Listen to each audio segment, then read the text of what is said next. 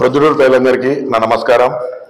మొదటగా నాకు 32 వార్డు కౌన్సిలర్గానే కాక ప్రొద్దుటూరు పట్టణాధ్యక్షుడిగా నన్ను నియమించినందుకు గౌరవనీయులు జగన్మోహన్ రెడ్డి గారికి మరియు ఎంపీ అవినాష్ రెడ్డి గారికి, కడప జిల్లా అధ్యక్షులు రవీంద్రారెడ్డి గారికి, మరి ముఖ్యంగా మా అన్న ఎమ్మెల్యే రాచమల్లు మాజీ ఎమ్మెల్యే రాచమల్లు శివప్రసాద్ రెడ్డి గారికి, మా అన్న బంగారెడ్డి అన్న గారికి, మరియు వైఎస్ఆర్ కాంగ్రెస్ పార్టీ కుటుంబ సభ్యులు ప్రొద్దుటూరు నియోజకవర్గానికి అందరికీ నా కృతజ్ఞతలు తెలియజేసుకుంటూ, నెల రోజుల నుంచి ప్రెస్ మీట్లు జరుగుతూనే ఉన్నాయి. ప్రొద్దుటూరులో ప్రజలు కూడా రోజు గమనిస్తూనే ఉంటారు. ఈ ప్రెస్ మీట్లకు ఒక ముగింపు పలుకుదామని చెప్పి ఈరోజు ప్రొద్దుటూరు పట్టణాధ్యక్షుడు హోదాలో మా పార్టీకి సంబంధించి మేము ఏమడుగుతున్నాం కూటమి ప్రభుత్వాన్ని అని ఒక 3 ముక్కల్లో అడిగి చెప్తాం.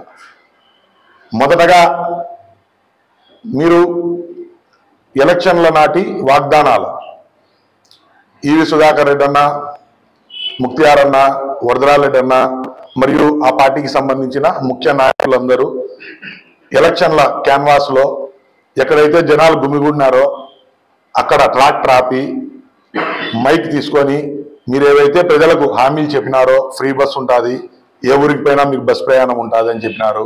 ఒక పిల్లోనికి కాదు, తల్లికి వందనం, ఎంతమంది పిల్లలు ఉంటే అంతమందికి తల్లికి వందనం ఇస్తా అని చెప్పినారు. ఉచిత గ్యాస్ సిలిండర్ అని చెప్పినారు. పింఛన్ పెంచుతామని చెప్పినారు. ఇంకా దాంతోపాటు రైతులకు సంబంధించి చెప్పినారు, ఉద్యోగులకు సంబంధించి చెప్పినారు, వ్యాపారస్తులకు సంబంధించి చెప్పినారు, నిత్యావసర వస్తువులకు సంబంధించి చెప్పినారు. అట్లా ప్రతి ఒక్కటి సూపర్ 6 అని చెప్పి ఒక హామీ పత్రాన్ని విడుదల చేసినారు. ఆ సూపర్ 6ను ఖచ్చితంగా అమలు చేస్తామని కూడా చెప్పినారు ప్రజలకు.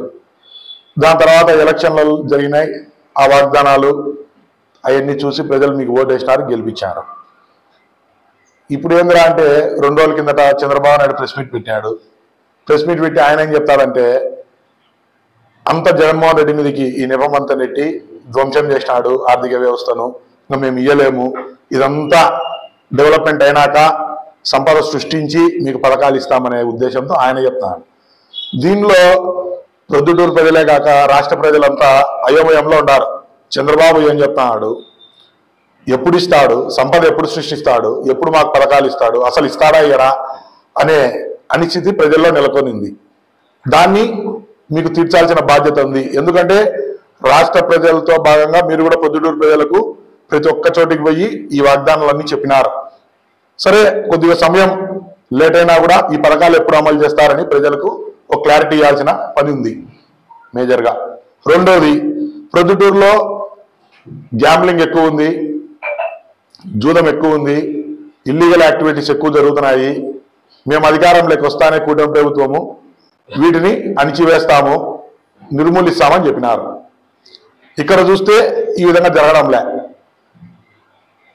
పబ్లిక్ గా క్లబ్బులకు లైసెన్స్ ఇచ్చి జూదం నడుపుతున్నారు.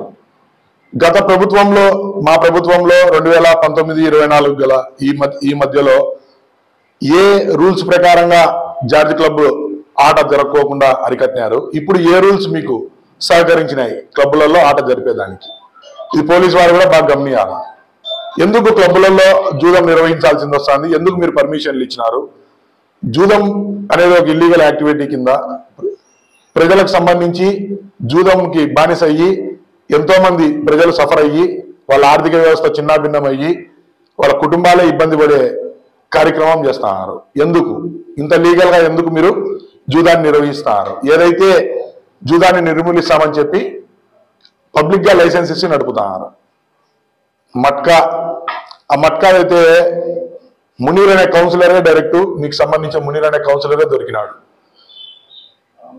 మేము ఊరికే చెప్పడంలే, ఇవన్నీ చూసిన తర్వాతనే మేము ప్రెస్ మీట్ పెట్టి చెప్పినాం. మునీర్ అన్న ఏ రోజైతే మట్కా కంపెనీ నడుపుతా పోలీసు వాళ్ళతో పట్టుబడి ఎప్పుడైతే ఆయన మీద కేసు నమోదైందో దాని తర్వాత మేము ప్రెస్ మీట్లు పెట్టి అడిగినాం. ఏమని? ఇవన్నీ మేము నిర్మూలిస్తామన్నారు కదా, కాకపోతే మీకు ఒక స్థాయిలో ఉండే వ్యక్తి కౌన్సిలర్ పదవిలో ఉన్నారు, అతను ఒక మామూలు కార్యకర్తను ఇంకొకరు అయితే కనుక పట్టింపు ఏం లేదు మాకు కూడా. ఒక కౌన్సిలర్లో గల బాధ్యతమైన పదవిలో ఉండి ప్రజలకు ప్రతినిధిగా అతను ఉంటూ పేద ప్రజల రక్తాన్ని తాగే మట్కాని ఎందుకు నడుపుతున్నాడు అని చెప్పి మేము అడిగినాం. దానికి మీరేం చెప్పినారు? ఆ విషయం చెప్పుకోకుండా ఆర్బీకే ట్యాక్స్ అని చెప్పి పనికిమాల మాటలన్నీ మళ్ళీ స్టార్ట్ చేసినారు. ఆ నుంచి స్టార్ట్ అయింది ఇదంతా. మీరు పర్సనల్గా మాట్లాడినారు, మేము పర్సనల్గా మాట్లాడినాం. దాని తర్వాత ఒకటి ప్రెస్ మీట్ జరుగుతూనే ఉంది. మురళన్న మళ్ళీ నిన్నొచ్చి మా ఎమ్మెల్యే గారి మీద గతంలో ఎన్నో ఆరోపణలు చేసినారు. గుట్కా అన్నారు, మట్కా అన్నారు, ఇసుక అన్నారు, అన్నీ చెప్పినారు, దొంగ నోట్లు అన్నారు. నిన్నొచ్చి కొత్తగా చెప్పినాడు అధికారం మీదే, 8 నెలలైంది అధికారంలోకి వచ్చి, ఇప్పుడు నల్ల మంది ఏదో అమ్మేటోళ్లతో రాచమల్లుకు సంబంధాలు ఉన్నాయని చెప్పి చెప్తాడు. ఇంకా అన్నీ అయిపోయినాయి. ఇంకా వేశ్యాగృహాలు ఒకటి లేవు మా అన్న మీద. అది కూడా మీరు చెప్తే అది కడుపు ఉబ్బరం కూడా తగ్గిపోతుంది. మీకు నా బాధ కూడా ఉండదు, ప్రజలకు కూడా ఒక లోటు ఉండదు. అట్లా విమర్శలకు పరిమితమవుతారు. మునీర్ అనే అతను మీ పార్టీ కౌన్సిలర్, అతను బాధ్యతమైన పదవిలో ఉన్నాడు, మీ పార్టీ క్రియాశీలక నాయకుడు. ఇంకొకరు మురళి అన్న ఒక ఫోటో చూపించి చెప్పినాడు, అతను మీరు ఎప్పుడన్నా ప్రెస్ వాళ్ళు కానీ మా పార్టీకి సంబంధించిన కార్యక్రమాల్లో కానీ ఎక్కడన్నా ముందు వరుసలో నిలబడి పని ఏమన్నా చేసినాడా? ఎప్పుడైనా లేడు. అతను హనీఫ్ అనే అతను ఫోటోలు దిగుతారు, జనవరి 1కు దిగుతారు, బర్త్డే సెలబ్రేషన్లు దిగుతారు. అధికారంలో ఉన్నప్పుడు 1,00,000 మంది వచ్చి ఫోటోలు దిగుతారు. ఆ ఫోటోలను ఉద్దేశంగా పెట్టుకొని మీకెంత వాటా మాకెంత వాటా అనేది పద్ధతి లేని మాటలన్నీ మీరు మాట్లాడినారు. మేము ఏమని ప్రశ్నించినాము? మునీర్ మట్కా కంపెనీ నడిపినాడు, అది వరదరాలేడు నాకు తెలుసా? ఎమ్మెల్యే గారికి తెలిసి ఎందుకు గమ్మునున్నాడు? అతని మీద చర్యలు ఎందుకు తీసుకోవాలని అడిగినాం. మీరేమంటారు? ఊరికే ఫోటో దిగి ఆ ఫోటో చూపించి మీరు మాట్లాడతారు. నిన్న వద్దిబాలుడు అన్న మాట్లాడినాడు. వద్దిబాలుడు అన్నది కూడా మేము వద్దిబాలుడు అన్న ఎక్కడైనా ఇల్లీగల్ యాక్టివిటీస్ లో సంబంధాలు ఉన్నాయి, పర్సంటేజ్ తీసుకున్నాను మేమేం అడగలే. వాళ్ళు ఎట్లయితే ఫోటో చూపించి ఇదిగో హనీఫ్ బంగాడన్నతో ఫోటో దిగినాడు, ప్రసాన్నతో ఉంది ఫోటో అని చెప్పి మీరు చూపించి మాకు పర్సంటేజ్ అంటగట్టింటే మేము ఒక పెళ్లిలో ఫోటో తీసుకొని ఇదే వద్దిబాలుడు అన్న ఉన్నాడు పక్కన, దీనికి విషయం ఏమి అని అడిగినాం. నువ్వు అంత బాధపడినా వద్దిబాలుడు అన్న, నీ బాధ కరెక్టే. అదే బాధ యువతల వాళ్ళు ఫోటోలు చూపించి చెప్తే యువతల వాళ్ళు బాధపడరా? ఒకసారి ఆలోచించుకోవాలి. మీరు ఫోటో చూపించి ఎవరికన్నా ఫోటో దిగితే ఆ ఫోటో చూపించి దీంతో మీకు భాగం ఉందంటే బాధపడరా? యువతల పక్క వాళ్ళే మనుషులు కాదా? యువతల పక్క వాళ్ళకి మనసు ఉండదా? నేను వద్దిబాలుడన్నా మందులో బాధపడతాడే, ఒక ఫోటో చూపించి పెళ్లిలో ఫోటో ఇతనితో నువ్వు ఉన్నావు నీకు ఏంది అని అడిగితే దానికి ఈయన మీద వేసుకొని నాకు ఇంత పర్సెంటేజ్ అని చెప్తారు మీరు, అది ఇదని చెప్పి ఆయన మాట్లాడతాడు. వద్దిబాలుడన్నా నేను ఒకటే చెప్తున్నా, నిన్ను మేము తప్పు చేయాలని కాదు, నీకు కాంటాక్ట్లు ఉన్నాయి, నువ్వేం భాగం తీసుకుంటావు అనే ఉద్దేశం మాది కాదు. ఇట్లా బట్టగాల్చి ముఖం మీద వేస్తే ఎట్టుంటారో మీరు అదే పని చేస్తున్నారు. మేము ఒక పని చేస్తే నువ్వు అంత బాధపడుతున్నావు, మీరు చేసే పనులకు మేము అంత బాధపడాలి చెప్పు నువ్వే. రెండోది, ఇంకా మురళన్న గురించి వస్తాం. మురళన్న మామూలుగానే బ్లాక్మెయిలర్. అది వరదరాలేడన్నకు కొండాటన్న కూడా తెలుసు. డిఏడబ్ల్యూ కాలేజీలో అయినా పిటిషన్ లేసి లెక్క తీసుకున్నాడు వాళ్ళ కాడ. సరే వదిలేయి. తెలుగుదేశం పార్టీకి సంబంధించిన ముఖ్య నాయకులు కూడా తెలుసు మురళన్న గురించి. ఈయన ఏం వరదరాలేడన్నకు వీరాభిమాని కాదు, తెలుగుదేశం పార్టీకి వీరవిధేయుడు కాదు. వీళ్ళంతా డూప్లికేట్ వాళ్ళు. ఈ పార్టీ నుంచి ఆ పార్టీకి పబ్బం గడుపుకొని పోయినటోళ్ళు వీళ్ళంతా. కొండాటన్నా వరదరాలేడన్నా తెలివైనటోళ్ళు కాబట్టి మిమ్మల్ని ఏడవాడుకోవాలి ఆనే వాడుకుంటున్నారు. అది మీరు తెలుసుకోలేకున్నారు. దానికి నుంచి ఏది లేదు మీ గురించి చెప్పేది. మీకు గౌరవమైన పదవి రాదు, బాధ్యత అయ్యారు. మీరు ఎంతసేపునే ప్రెస్ మీట్లు పెట్టించి మీకు మాకు ఎలిగడం తప్ప వేరేది ఏంది లేదు. వరదరాలేడన్నా తెలుసు, కొండాటన్నకు తెలుసు మీదేంది, మీ స్వభావం ఏందని చెప్పి వాళ్ళు కరెక్ట్గా మిమ్మల్ని ఏడవాడుకోవాలి ఆడే వాడతారు. ఇంకొకటి, ఇప్పుడు ఓవరాల్గా ప్రొద్దుటూరుకు సంబంధించి డెవలప్మెంట్ గురించి మాట్లాడదాం. డెవలప్మెంట్ ఇప్పుడు ఆల్రెడీ పథకాలకు సంబంధించి మీ సీఎం గారే చెప్పినారు, రైతులు ఇబ్బంది పడాల్సిందే, మహిళలు ఇబ్బంది పడాల్సిందే, మాకు ఇబ్బంది పడే శక్తి ఉంటే మేము ఇబ్బంది పడి మీకు పథకాలు ఇచ్చేదానికి సిద్ధం, మేమంతా ఎన్ని డెవలప్ చేసినాక సంపద సృష్టించినాక పథకాలు ఇస్తామని చెప్పి చెప్తారు.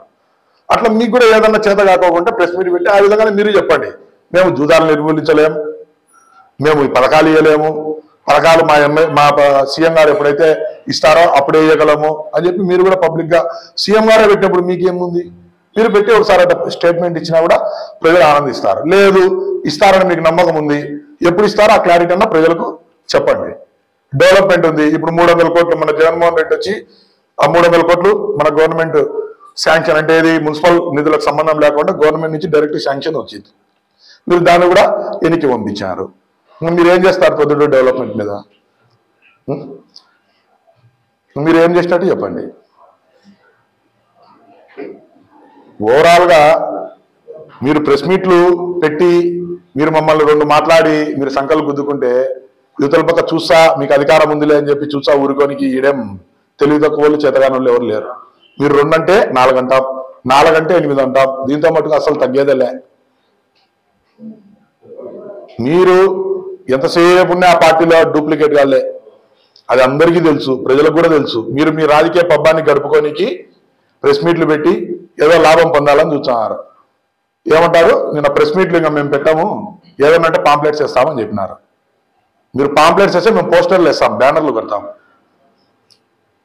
మీరు ఏ విషయమైనా సరే ఊరికే గుడ్డ కాల్చి ముఖాన వేస్తే తుడుచుకొని పోతారు అనే చందాలో మీరుంటే అది మాకు తెలుసు దాన్ని ఎటయ్యాలో అనేది.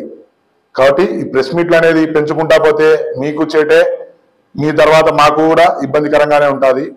ఒక ఫోటో చూపించి వద్దుబాలడం నాకు చూపించేనే వద్దుబాలడం అంతగా బాధపడినానే. అట్లాంటి ఫోటోలు గత 5 సంవత్సరాల్లో ఎన్ని చూపించారు మాకు, మేమెంత బాధపడిందాలా? పబ్లికే చెప్తారు ప్రసాద్ అన్న, రాచమల్ అన్న, అయ్యా నా మీద విమర్శలు చేసినారు గత 5 సంవత్సరాల్లో, వేయండి ఎంక్వైరీ, నిరూపించండి, పెట్టండి, నన్ను నిరూపించి నన్ను తగిన శిక్ష వేయండి అని చెప్తా అన్నాడు, పబ్లికే చెప్తాడు. అది ఏదన్నంటే చేయాలి కానీ ఊరికే ఎంతసేపునే ఎవరితో ఒకరితో ఫోటో దిగితే ఆ వ్యక్తిని కట్టి నీకెంత పర్సెంటేజ్ ఉంది నీకెంత పర్సెంటేజ్ ఉంది అనేది మంచి పద్ధతి కాదు. కాబట్టి ఒకటే కోరుకుంటున్నా, ప్రొద్దుటూరు పట్టణాధ్యక్షుడిగా ఈ ప్రొద్దుటూరు నియోజకవర్గ సంబంధంగా సూపర్ 6 పథకాలు ఎప్పుడు ఇస్తారు, ఏమిస్తారు అని ప్రజలకు అయోమయంలో ఉన్నారు, దాన్ని క్లారిటీ ఇవ్వండి. రెండోది, ప్రొద్దుటూరు అభివృద్ధిలో భాగంగా ఇప్పుడు పోయిన 300 కోట్ల నిధులు వెనక్కి తెప్పించి మున్సిపల్ నిధులు వాడుకోకుండా ఎట్లా డెవలప్ చేయాలనేది ఆలోచించండి. మూడోది, జూదం ఉంది, ఇల్లీగల్ యాక్టివిటీస్ ఎక్కువైనాయి, మేము నిర్మూలిస్తామని చెప్పినారు. అన్ని ఎట్లా నిర్మూలిస్తారు, ఏంది అసలు? ఇప్పుడు నిర్మూలించడానికి అవకాశం మీరు అడుగులు వేస్తారా, నిర్మూలించడానికి అడుగులు వేస్తారా, లేకపోతే పెంచడానికి అడుగులు వేస్తున్నారా? అంటే బెల్ట్ షాపులు, ఎక్కడ చూసినా బెల్ట్ షాపులు ఉన్నాయి. మీరు చెప్పేది ఒకటి చేసేది ఒకటి, ఆ విధంగా ఉంది. కాబట్టి దీని అన్నింటి మీద మీరు స్పందిస్తే బాగుంటుంది. అనవసరమైన పర్సనల్ విమర్శలు వద్దు, మాకు కూడా ఇష్టం లేదు.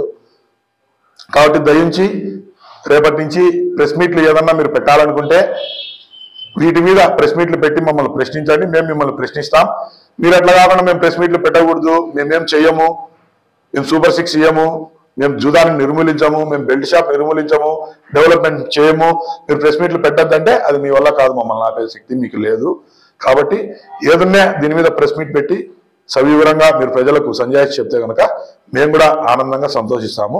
మాకు కూడా ప్రెస్ మీట్ పెట్టాల్సిన పని ఉండదు మీరు ఇవన్నీ చెప్తే. కాబట్టి దయించి ప్రతి ఒక్కరు దీన్ని గమనించి మళ్ళీ చురుకాల్సిందిగా కోరుతున్నాం.